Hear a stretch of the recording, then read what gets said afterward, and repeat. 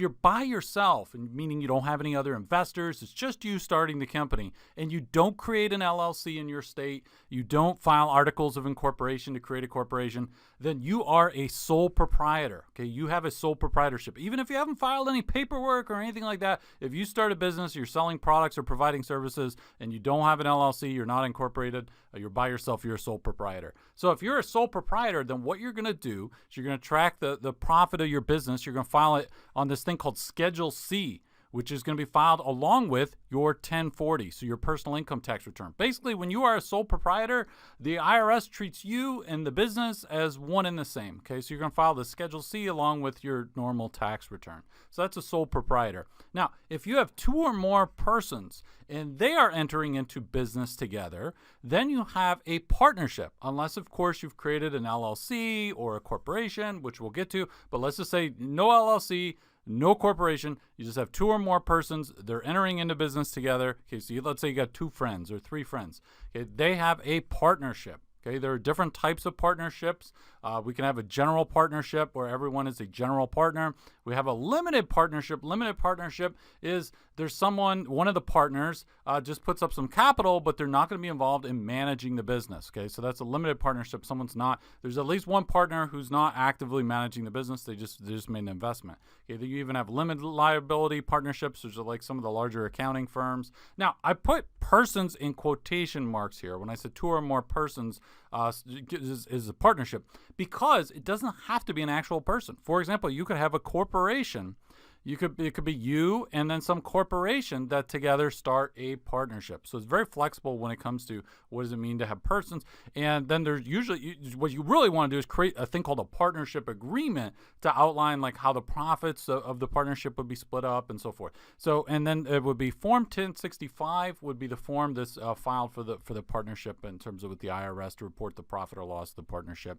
And then whatever your partner, so let's say you're a partner in the partnership, your share of the profit or loss will end up being reported on your 1040. Yeah. Now, before we get to LLC, let's go to corporations. Okay, let's go to corporation, and we'll start with a C corporation. A C corporation is the default corporate type, and what I mean by that is this. If you go in your state, okay, let's say you live in Delaware and you file articles of incorporation to create a corporation. Okay, you create this. It's a separate legal entity. It's not like the sole proprietorship where you and the business are one and the same. It's a separate thing. Okay, so you create this corporation. You file the articles of corporation. If you just file that and you got a corporation, you have a C corporation.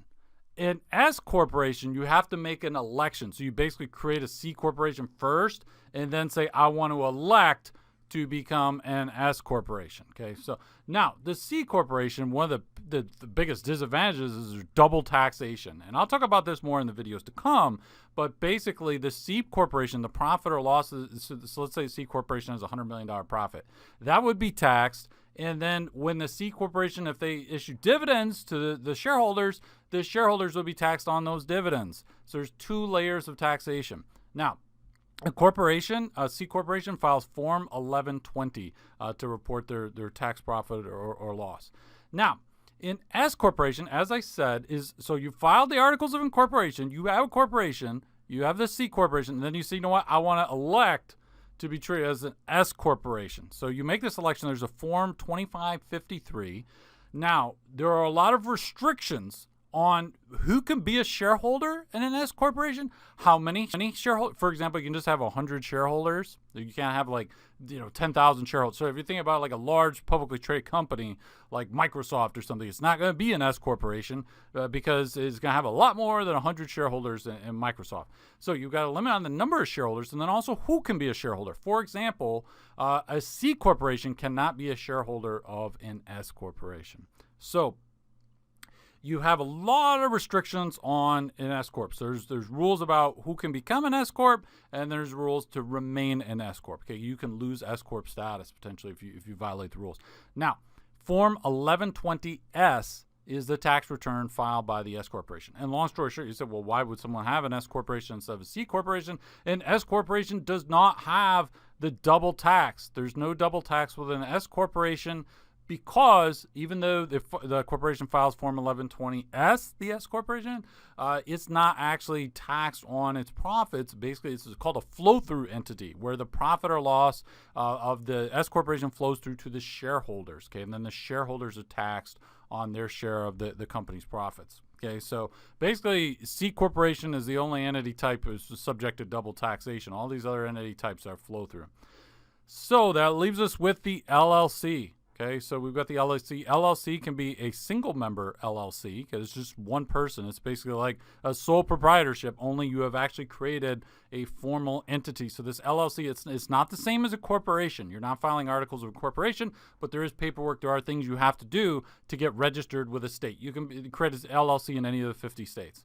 Okay, so you've got a single member LLC, or you can have a multi-member. Members are just like you have partners in the partnership, you have members in the LLC. So the members are the owners. So you can have multiple members or just one member LLC. Typically, a multi-member LLC, so in terms of what to be taxed, you see how I said like Form 1065 for partnerships, Form 1120 for C Corps.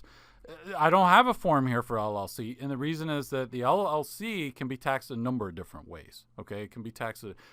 So a multi-member LLC is typically choose to be taxed as a partnership. Okay, but it could also elect to be taxed as an S corp. Okay, I'll talk about that more in videos to come.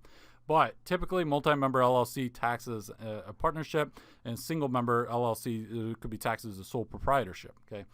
Now you say, well, what is the difference? What is with this LLC versus why would you have an LLC if you're just going to say I just want to be taxed as a partnership? Why wouldn't you just have a partnership? Because LLC, the LL stands for limited liability. Okay, limited legal liability. So if you are a sole proprietor, so let's just take a single member LLC versus a sole proprietorship. If you are basically, so you're just creating a sole proprietorship. Let's say you're selling dog food. Okay, you're selling dog food to people, and somebody's dog gets your dog food and dies. They basically the food, there was some kind of issue, some health issue, right? And you killed this dog, right? Not intentionally. Let's hope it was an accident. But this dog owner is not going to be happy about this. They're going to try and sue your business, okay? But with sole proprietorship, you and the business are one and the same. Now, you might say, well, hey, hopefully I have some insurance here for the, that I foresaw that I might accidentally kill a dog. But in any event, when you're a sole proprietor, your personal assets could be at risk. If they sue you for millions of dollars, they could potentially take your house. So in LLC, if you have a single member LLC, even though you're being taxed as a sole proprietorship, you basically get this legal protection where you say like, okay, well, they can't come after my personal house. They can just come after the assets of the business. And we'll talk about all the different tax implications and non-tax considerations in choosing different business entities.